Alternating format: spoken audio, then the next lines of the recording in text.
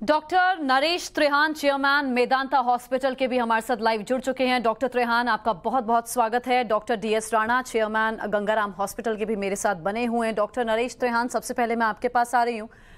Sir, लोग बहुत घबराए हुए हैं। साउथ अफ्रीका में मामले आते हैं, उसके बाद यूरोप के अलग अलग देशों में मामलों की पुष्टि हो रही है ओमिक्रॉन इस नए वेरिएंट की। देश में बहुत ज्यादा डर है। कितना ये घातक है, हम कितने तैयार हैं, ये आपसे बेहतर सर कोई नहीं बता सकता। डॉक्टर त्रेहान, साउंड ऑन है? हेलो डॉक्टर त्रेहान तक आवाज नहीं पहुंच रही है। डॉक्टर त्रेहान, मेरी आवाज पहुंच रही है आप तक? हाँ, मेरे को स्क्रीन पर नहीं दिख रहे डॉक्टर त्रेहान रोशन। डॉक्टर त्रेहान, मैं आपके पास आती हूं। डॉक्टर डीएस राणा जी मेरे साथ हैं। राणा जी, आपके पास मेरी आवाज पहुंच रही है?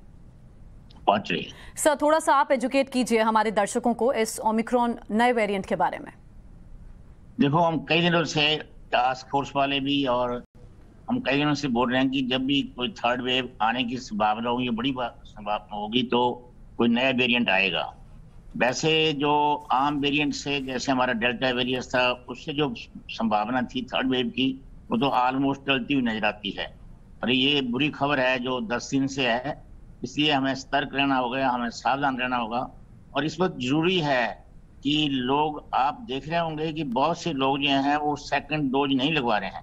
फर्स्ट डोज तो काफी लोगों ने लगवा ली है, तो सेकंड डोज वैक्सीनेशन की लगनी चाहिए। हमारे पास अब वैक्सीनेशन की कोई कमी नहीं है, पर लगाने वालों की कमी है, और बच्चों को भी वैक्सीनेशन लगनी चाहिए।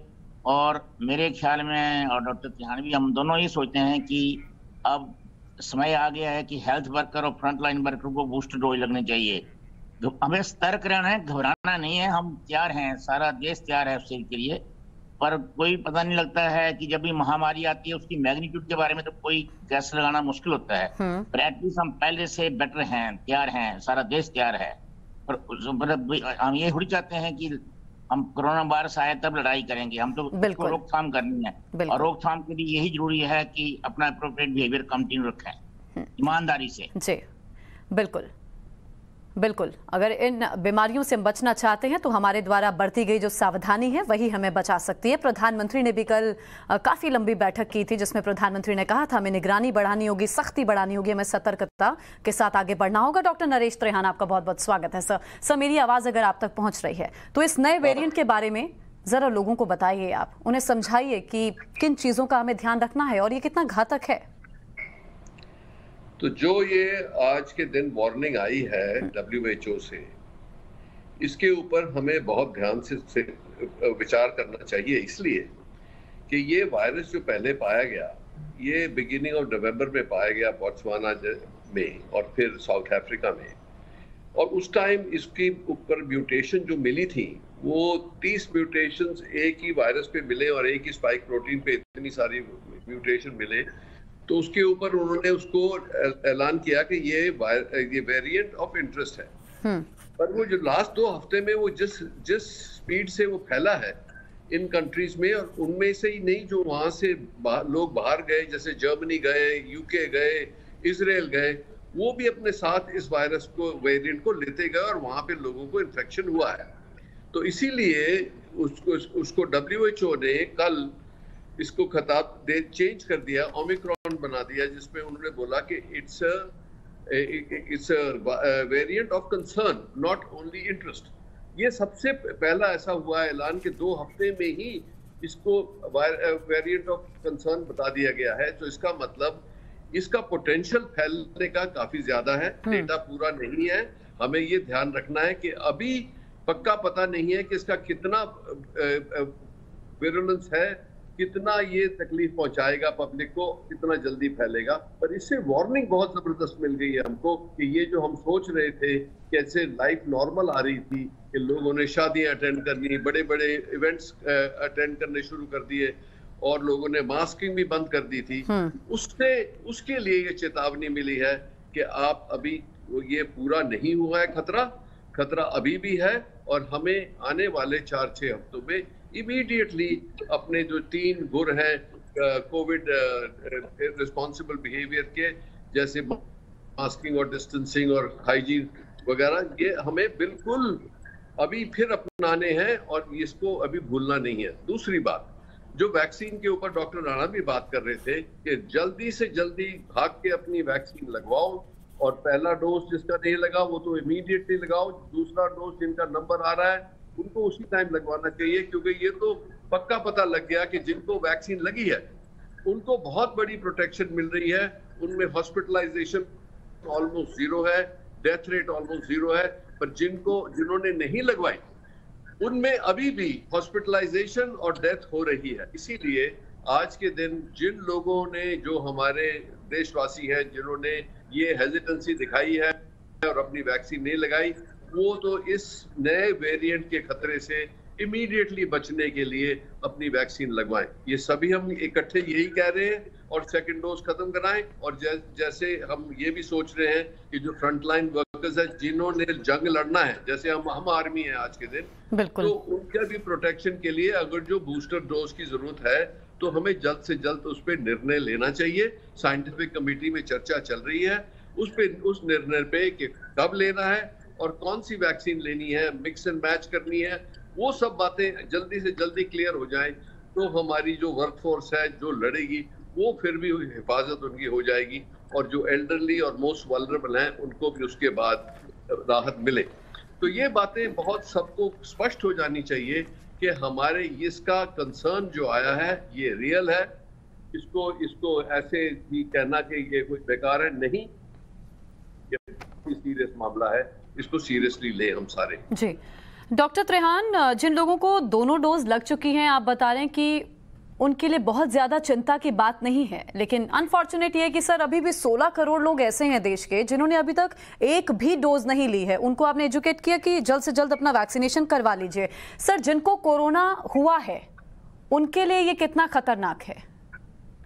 देखो, जिनको कोरोना हुआ है उनको भी नेचुरल इम्यूनिटी हो गई, ठीक है, उनके जो बनते हैं एंटीबॉडीज या जो टी सेल्स बनते हैं जिससे इम्यूनिटी आती है, वो स्ट्रॉन्गर होगी उन लोगों से जिनको नहीं हुआ तो 2 डोज लगे, उनको 2 डोज लगे, और जिनको ऑलरेडी हुआ उनकी तो सबसे ज्यादा इम्यूनिटी होगी। पर डर क्या है?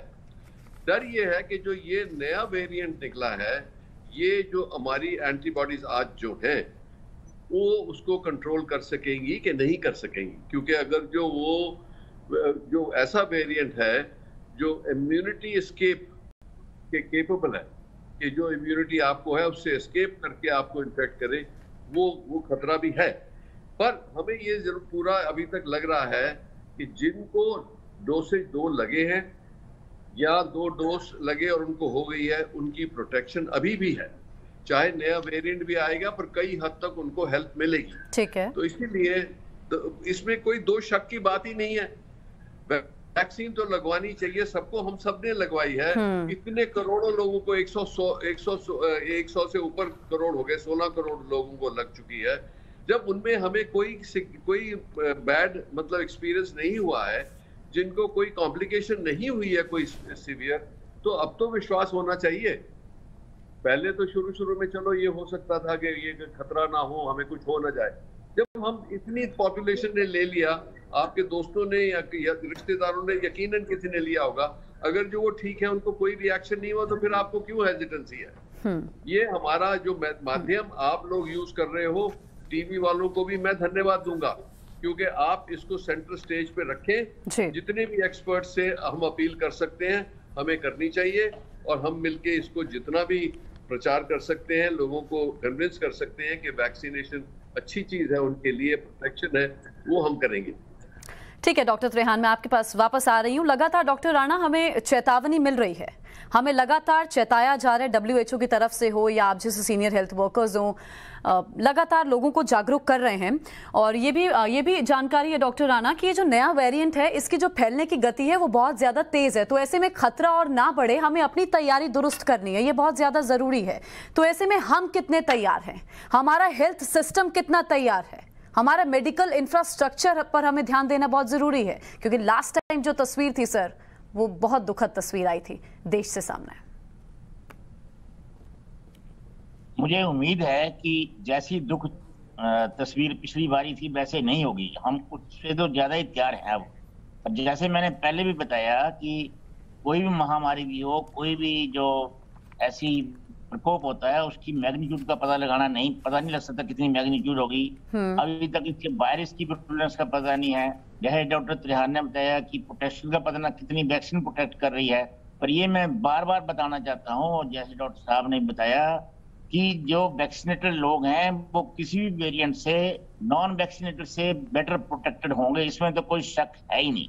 तो इसलिए वैक्सीनेशन जल्दी से जल्दी लगनी चाहिए। और अब फॉर्चुनेटली देश में वैक्सीन की कमी नहीं है, और कोविड अप्रोप्रिएट बिहेवियर, मैं तो ये कहता हूँ कि पूरा साल ही 2022 में सारा खतरा बना रहेगा। इसका नेचुरल लाइफ भी किसी महामारी का, और पहले एक्सपीरियंस से पता लगता है कि 3-3.5 साल है, तो 2022 तक तो इसमें बने रहे। अभी तक आप देख रहे होंगे 2 महीने से कोई इलेक्शन का बुखार चला हुआ है, शादियां हो रही हैं, कहीं ना कहीं तो हमने अप्रोप्रिएट बिहेवियर तो छोड़ ही दिया है। और लोगों ने ये सेकंड वैक्सीन नहीं लगा रहे हैं कि अब तो होना नहीं है तो क्यों है खामखा इंजेक्शन लगवाएं। तो मुझे लगता है कि इसके डर से सेकंड वैक्सीनेशन का रेट शायद बढ़ेगा। मैं अपने अस्पताल की बता सकता हूँ कि हमारे पास इतनी वैक्सीन फालतू पड़ी है, और सारा दिन हम इंतजार करते रहते हैं, 10 आदमी भी वैक्सीन लगाने नहीं आते हैं। बिल्कुल, तो वैक्सीन से बर्बाद भी बहुत हुई है। अलग अलग राज्यों से तस्वीरें सामने आई थी, और टाइम्स ऑफ नवभारत आपसे हाथ जोड़कर अपील कर रहा है अपने दर्शकों से। साइंटिस्ट जल्दी से जल्दी थर्ड बूस्टर डोज के बारे में अपनी ओपिनियन दें। हमारे मुताबिक लगनी चाहिए, और साइंटिस्ट भी ये समझते हैं तो जल्दी से जल्दी लगनी चाहिए। इसलिए वैक्सीन की कमी तो है नहीं है, वैक्सीन अवेलेबल है। हॉस्पिटलों में वैक्सीन, हमारे जैसे प्राइवेट हॉस्पिटल में वैक्सीन पड़ी हुई है ना, कंपनियां वापस लेती हैं, हम उसको यूटिलाइज नहीं कर पा रहे हैं। ठीक है, एक गंभीर समस्या है। बिल्कुल, टाइम्स ऑफ नवभारत भी देशवासियों से यही अपील करता है कि अपना प्लीज जाकर के वैक्सीनेशन आप लोग कराइए, ताकि आप इस बीमारी के, इस संक्रमण के चपेट में ना आए। डॉक्टर त्रिहान, मैं वापस आपके पास आ रही हूँ। डॉक्टर त्रिहान, ऑस्ट्रेलिया में भी आज 2 मामले आ गए सामने, और वो जो 2 केसेस ऑस्ट्रेलिया से सामने आए हैं, ओमिक्रॉन की पुष्टि हुई है, वो मामले भी साउथ अफ्रीका से ही 2 लोग गए थे ऑस्ट्रेलिया में। तो सर, हमें क्या, जो हम फैसला लेने वाले थे हवाई यात्राओं को लेकर के, दोबारा से हम फ्लाइट्स की शुरुआत करने वाले थे 15 दिसंबर से, ये सब विचार चल रहा है, क्या हमें अभी रुकना चाहिए? क्यों, ये प्राइम मिनिस्टर ने भी कल चेतावनी दी थी कि इसको रिकंसिडर करना चाहिए हमें, क्योंकि ये पक्का नहीं है कि ये किस हद तक ये फैलेगा। और जैसे ये पक्की बात है कि कितनी कंट्रीज में फैल गया, इजराइल ने रिपोर्ट किया, बेल्जियम ने, जर्मनी ने, यूके ने। तो अब ऐसी अगर जो बातें हुई हैं, फॉर्चुनेटली अभी इंडिया में नहीं हुआ, पर हमारी जीन सीक्वेंसिंग हम ठीक अभी सर्वे कर रहे हैं कि नहीं। पर ये जरूर है कि 2 जने जो आए थे साउथ अफ्रीका से, उनमें अभी तक ये पक्का नहीं पता लगा कि उनको है कि नहीं है। अच्छा। तो इसीलिए हमें ये बहुत जरूरी देखना है कि एक सर्वेलेंस जो हमारी है, और ये मैपिंग बहुत ही जरूरी डेवलप करना है हमें। और कोई जरूरी नहीं है, जैसे ऑल कंट्रीज ने, बहुत सारी कंट्रीज ने अफ्रीका, सदर्न अफ्रीका से जो फ्लाइट्स हैं या पैसेंजर जो आ रहे हैं, या तो उनको बैन किया है या मैंडेटरी क्वारंटीन किया है सुपरवाइज्ड। ठीक है। तो इसीलिए हमें इस चीज पे भी पूरा गौर फरमाना है कि गवर्नमेंट, मेडिकल जो फ्रेटर्निटी है और सिविल सोसाइटी को मिलके इसको इकट्ठे लड़ना है। और इस पे एक ही तरीका है कि हम ऑलरेडी प्रिपेयर्ड हों कि अगर जो आएगा तो हमारी सारी प्रिपरेशन है। जैसे राणा जी भी यही कह रहे हैं, डॉक्टर राणा, के बार कि भी हमें बिल्कुल सतर्क रहना है कि ये खतरनाक वार्निंग आई है, और इसको हमें पूरा अटेंशन देना चाहिए, सो दैट पिछले वाले दुखद जो विजुअल्स आप जिसकी बात कर रहे थे वो फिर ना हो। बिल्कुल सर, मैं इसी से जुड़ा मेरा अगला सवाल ये है, जैसे डॉक्टर राणा भी कह रहे थे कि वैक्सीनेशन हमारे पास भारी मात्रा में रखी है, लेकिन वैक्सीनेशन के लोग नहीं पहुंच रहे हैं। कुछ विपक्षी पार्टियों ने जो भ्रम फैलाया, दुर्भाग्य से उसको लेकर लोग डरे हुए हैं, लेकिन लोगों को जाना चाहिए वैक्सीनेशन के लिए। डॉक्टर त्रिहान, वैक्सीन तो हमारे पास है, लेकिन अगर ये म्यूटेशन यहाँ भी पाया जाता है, इस तरह की अगर स्थिति बनती है, तो हमारा हेल्थ सिस्टम कितना तैयार है? क्या माने कि हमारी तैयारी है, अब एम्बुलेंस की कोई दिक्कत नहीं होगी, हमें ऑक्सीजन वेंटिलेटर की कोई दिक्कत नहीं होगी, हम ये मानकर चलें कि हम तैयार हैं? ये बात सही है कि अगर जो एक नई वेव आई जो इतनी भयंकर हो कि वो सेकंड वेव से भी ऊपर जाए, तो फिर तो आप मतलब अंदाजा लगा सकते हैं कि कितना प्रॉब्लम होगा, मेडिकली, फाइनेंशियली, सब कुछ प्रॉब्लम होगा। तो हमारा प्रयास आज से ही है कि इससे हमें सतर्क रहना है। हर के दिल में थोड़ा सा भय होना चाहिए कि ये अब फैलेगा तो सबको साथ में लपेटेगा। तो इसीलिए हम सारे अपने कोविड रिस्पॉन्सिबल बिहेवियर, जो जनता से तो हमें यही उम्मीद है कि वैक्सीन लगवाएं और कोविड अप्रोप्रिएट बिहेवियर से पूरा आप साथ दें नेशन का, नहीं तो ये हमारे लिए बहुत बड़ा प्रॉब्लम होगा। तो इसीलिए गवर्नमेंट कर रही है जो कर रही है, ये जो पॉलिसी बनेगी ट्रैवल की, किस कंट्री से कितना क्वारंटीन, RT-PCR, ये सब चीजें हमें इन प्लेस करनी है ऑलरेडी। और जहां भी कोई कुछ ऐसा मिले तो उसकी जीन सीक्वेंसिंग जरूर करें, जिससे पता लग जाए कि ये वही वायरस है तो नहीं। और जहां भी मिले उसको हमें इमीडिएटली क्वारंटीन करना है और उसको कंट्रोल में लाना है, नहीं तो फिर मुसीबत आ जाएगी। ठीक है डॉक्टर राणा, डॉक्टर त्रेहान, आप दोनों प्लीज रहिए मेरे साथ। मैं अभी आप दोनों के पास वापस लौट रही हूं। नए वेरिएंट से देश भी अलर्ट है। प्रधानमंत्री नरेंद्र मोदी ने शनिवार को 2 घंटे लंबी बैठक की है। नया वेरिएंट तीसरी लहर की वजह ना बने, इसके लिए प्रधानमंत्री नरेंद्र मोदी ने अहम निर्देश दिए हैं। राज्य सरकारें अलर्ट हो गई हैं। नए वेरिएंट को रोकने के लिए क्या किया जा रहा है, प्रधानमंत्री मोदी का प्लान क्या है, हर अपडेट आपको दिखाते हैं।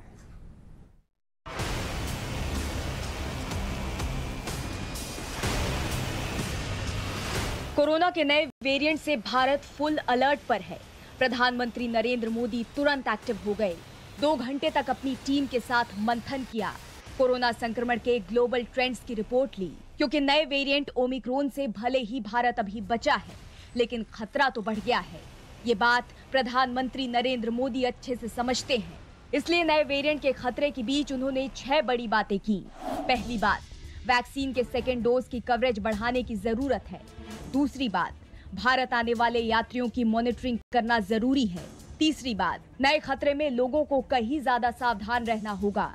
चौथी बात, वायरस पर जीनोम सीक्वेंसिंग को देश भर में बढ़ाना होगा। पांचवी बात, ज्यादा केस वाले इलाकों में सख्ती और सर्विलेंस रखा जाएगा। और छठी बात, दवाओं, oxygen plant, ventilator, paediatric facility पर ध्यान दिया जाए। प्रधानमंत्री मोदी की बातों में ही खतरे का संकेत साफ है। शनिवार को प्रधानमंत्री ने कोरोना और टीकाकरण से जुड़ी एक उच्च स्तरीय बैठक की अध्यक्षता करते हुए अधिकारियों को ये निर्देश दिए। प्रधानमंत्री मोदी की बैठक 2 घंटे तक चली। बैठक में अधिकारियों ने पीएम मोदी को ओमिक्रॉन वेरिएंट की जानकारी दी। वेरिएंट का भारत में कितना खतरा हो सकता है, इस पर भी मंथन हुआ। प्रधानमंत्री मोदी ने कहा, नए खतरे को देखते हुए लोगों को ज्यादा सतर्क रहना चाहिए। सोशल डिस्टेंसिंग और मास्क का पूरा ध्यान रखा जाना चाहिए। विदेश से आ रहे यात्रियों की गहन जांच होनी चाहिए। जिन देशों में खतरा है, वहां से आने वाले यात्रियों पर ज्यादा फोकस होना चाहिए। प्रधानमंत्री मोदी ने जीनोम सीक्वेंसिंग के लिए अंतर्राष्ट्रीय यात्रियों के सैंपल लेने की बात कही। प्रधानमंत्री ने अधिकारियों को राज्य सरकारों के साथ मिलकर काम करने के निर्देश दिए। जिन राज्यों में ज्यादा केस हैं, वहां टेक्निकल सपोर्ट को बढ़ाने को कहा। प्रधानमंत्री ने ये सुनिश्चित करने को कहा कि दवाइयों का पूरा स्टॉक होना चाहिए। सामान्य इलाज के बुनियादी ढांचे के साथ साथ बच्चों के इलाज से जुड़ी बुनियादी चिकित्सा सुविधा की समीक्षा के आदेश दिए। साथ ही उन्होंने ऑक्सीजन प्लांट और वेंटिलेटर के उचित कामकाज को देखने के लिए राज्यों के साथ तालमेल करने को कहा। अभी नए वेरिएंट का खतरा भारत तक नहीं पहुंचा है। अंतर्राष्ट्रीय उड़ानों से आने वाले यात्रियों के जरिए देश में नए वेरिएंट की एंट्री ना हो, इसके लिए नागरिक उड्डयन मंत्रालय ने 12 देशों को रिस्क जोन में रखा है। इन देशों से आने वाले यात्रियों की कोरोना जांच जरूरी होगी। इसके लिए स्पेशल प्रोटोकॉल बनाया गया है। इन 12 देशों में UK, South Africa, Brazil, Bangladesh, Botswana, चीन, Mauritius, New Zealand, Zimbabwe, Singapore, Hong Kong और इजराइल शामिल हैं। एक तरफ केंद्र सरकार के मोर्चे पर प्रधानमंत्री मोदी पूरी तरह से अलर्ट हैं, तो दूसरी तरफ राज्य सरकारें भी हरकत में हैं। महाराष्ट्र सरकार ने कोरोना नियमों को सख्त कर दिया है। बिना वैक्सीनेशन के पब्लिक ट्रांसपोर्ट में यात्रा की इजाजत नहीं होगी। गुजरात सरकार ने भी सभी एयरपोर्ट पर हाई अलर्ट जारी कर दिया है। राजस्थान और दिल्ली के मुख्यमंत्रियों ने नए वेरिएंट की चपेट में आए देशों की अंतर्राष्ट्रीय उड़ानों पर रोक लगाने की मांग की। वहीं तमिलनाडु में स्वास्थ्य मंत्री और स्वास्थ्य सचिव ने चेन्नई एयरपोर्ट जाकर तैयारियों का जायजा लिया। बेंगलुरु में कर्नाटक के मुख्यमंत्री ने मंत्रियों और अधिकारियों के साथ इमरजेंसी मीटिंग की। भारत में अभी कोई खतरा तो नहीं है, लेकिन सबको सतर्क रहने की जरूरत है। तीसरी लहर को अकेले सरकार नहीं रोक सकती, इसके लिए हमें और आपको भी अलर्ट रहना पड़ेगा। ब्यूरो रिपोर्ट, टाइम्स नाउ नव भारत।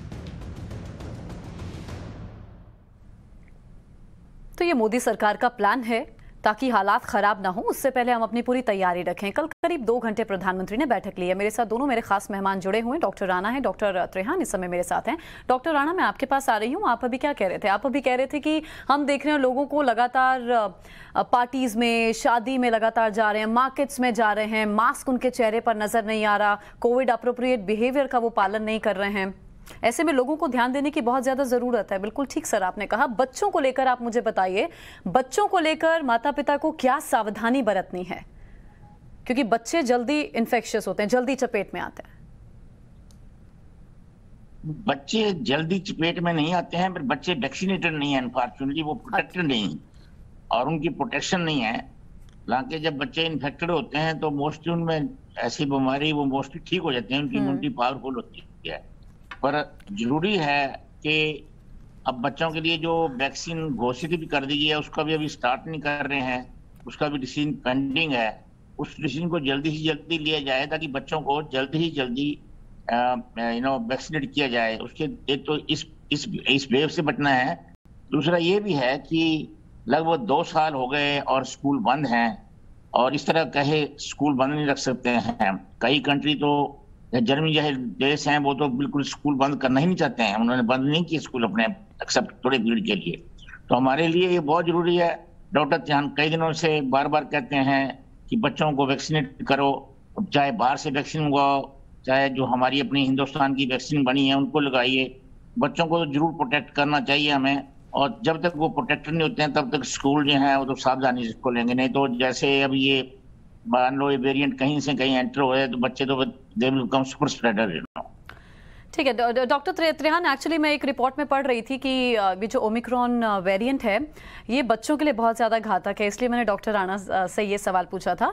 सर, बूस्टर डोज के बारे में डॉक्टर त्रेहान आप क्या बताएंगे? जो हाई रिस्क ग्रुप है, क्या उन्हें बूस्टर डोज देने पर विचार होना चाहिए? क्योंकि यूएस, यूके, इजराइल ने बूस्टर डोज को मंजूरी दे दी है, और जो तीसरी डोज है वो म्यूटेशन रोकने में मददगार है, ऐसा एक्सपर्ट्स कह रहे हैं। आप क्या कहेंगे, आपकी क्या राय सर?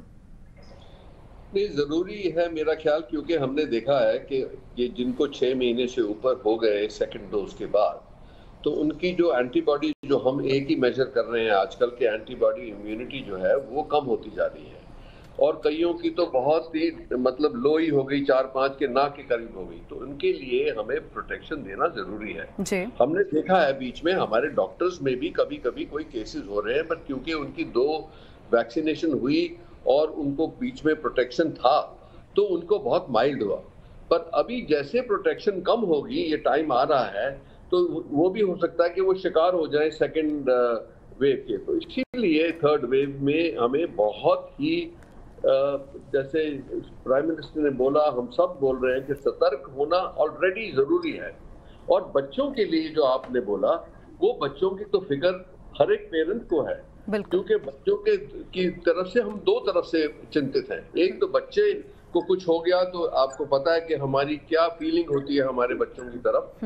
दूसरी ये है कि बच्चे अगर जो इन्फेक्ट हो गए उनको ज्यादा बुरा भी ना इफेक्ट हो, पर वो घर आके अपने बुजुर्गों को अगर जो इन्फेक्ट करेंगे तो वो भी एक बहुत बड़ा खतरा बन सकता है। इसीलिए ये हमें प्रोटेक्शन देना तो जरूरी है, और ये 1-2 वैक्सीन को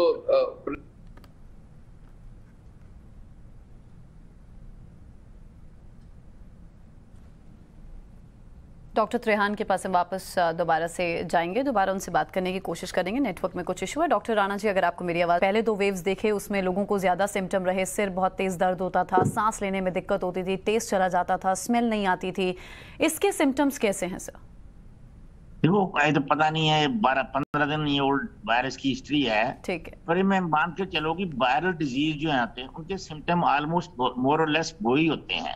वो रेस्पिरेटरी वायरसेज हैं, इनका पहले गले में दर्द होना, जिस्म टूटना, जोड़ों में दर्द होना कॉमन है सब ये। तो सिम्टम कई बार जो कॉमन फ्लू होता है उससे ज्यादा अनकॉमन नहीं होते हैं, उसी तरह सिम्टम होते हैं। थोड़ी थोड़ी वेरिएशन आएगी। इस वायरस का क्या प्रेडोमिनेंट आएगा अभी तक तो लिटरेचर में नहीं आया, पर सेकंड जो है डेल्टा वायरस आया था तो उसका ये था कि उसकी फर्स्ट सेकंड फेज फटाफट आ जाती थी, जो रेस्पिरेटरी फेज है वो बहुत जल्दी 7वें 8वें दिन पहुंच जाती थी। तो वो इसके बारे में थोड़ा पता लगेगा। ये मानकर चलो कि अब आने वाले समय में जो भी वायरस होगा और स्पेशली जो लोग बाहर से आएंगे उनकी जीनोमिक स्टडी करना बहुत जरूरी हो जाएगी, ताकि हम जल्दी पहचान कर सकें कि ये वायरस कहीं हमारे देश में एंटर नहीं हो। क्योंकि हमारे देश में एंटर हो जाता है तो उसका स्प्रेड रोकना बहुत मुश्किल है। बाकी देशों में मुश्किल है, पर हमारे देश में जो स्पेशली मुश्किल है, जिस तरीके से अभी अगले 2-3 महीने का माहौल बना हुआ है। बिल्कुल, वायरस अगर आएगा तो सर वही है कि जिन जिन देशों में ये पनप रहा है लोग डिटेक्ट भी हो रहे हैं, लोगों के जरिए आएगा। बार-बार मैं यही कहता हूं कि वायरस से बचो। अच्छा। वायरस की इंतजार मत करो कि हम उसको लड़ेंगे, लड़ने की बारी आएगी तो वो तो भगवान जानता है या समय बताएगा क्या हम कितनी क्षमता रखते हैं उसको फाइट करने की। उससे बचने का तो हम सतनी उपाय कर सकते हैं ना, तो बचने का सबसे ज्यादा उपाय है बचो। क्योंकि कई समस्या है अब वायरस से लेकर और कई समस्या जिनको इस वक्त वर्णन नहीं कर सकते हैं, पर वही मैं यही कहूंगा बार बार कि अपने आप को प्रोटेक्ट रखो, अप्रोप्रिएट बिहेव करो और ईमानदारी से करो। ईमानदारी से नहीं कर रहे हैं लोग, जो मास्क पहने हुए हाथ में पकड़े हुए हैं और घूम रहे हैं उनको लेकर जैसे कोई वो खिलौना है। और अगर ऐसी नौबत सर आ जाती है तो फिर सरकार अगर लॉकडाउन लगाने का भी फैसला ले, हालांकि ट्रांसपोर्टेशन पर या फ्लाइट्स की शुरुआत जो हम करने पर विचार सरकार कर रही थी उस पर तो अभी रुक जाए सरकार, इस फैसले को रोक लिया जाए तो ये बहुत ज़्यादा ज़रूरी है। अगर लॉकडाउन की स्थिति भी आती है, सरकार अगर ये भी लेती है तो क्या ये भी एक सही कदम होगा? लॉकडाउन लगाना कोई वो मेरे तो अब जरूरी नहीं है। लॉकडाउन जो था उसका पर्पज जो था वो हो गया है। अब तो इतना लॉकडाउन लग गया, उसके बाद लॉकडाउन तो मेनली अपनी एक कैपेसिटी बढ़ाने वाली बात थी। वो हमने हमारी कैपेसिटी है, हम सब नॉलेज है सब चीज के बारे में। अब तो एक सतर्क रहने वाली बात है, लॉकडाउन से सही इतना फर्क नहीं पड़ेगा। और सर अब अगर हम किसी और स्टेट में जा रहे हैं, ट्रैवल करके जा रहे हैं, तो आरटीपीसीआर टेस्ट हो रहा है या पहले से उस टेस्ट के बारे में रिपोर्ट देनी पड़ रही है, दिखानी पड़ रही है, क्या आरटीपीसीआर से भी डिटेक्ट हो जा रहा है ये नया वेरिएंट? अब आज तो टेस्टिंग बंद ही हो गई ना ऑलमोस्ट, तो बहुत से ढील हो गई टेस्टिंग होनी चाहिए। पर अब अभी तक स्पेशली जो है दिल्ली है या सराउंडिंग स्पेशली दिल्ली में है, कोरोना की जो अभी प्रभाव है बहुत ही कम हो गया है, बहुत ही कम केस है। जो है हमारे इतना बड़ा अस्पताल है, जो 4 केस पड़े वो बाहर से आए, बाहर की स्टेटों से, दिल्ली का एक ही केस नहीं है। बहुत बहुत शुक्रिया डॉक्टर राणा हमारे साथ जुड़ने के लिए। डॉक्टर त्रेहान मेरे साथ थे, आपका भी बहुत बहुत शुक्रिया सर।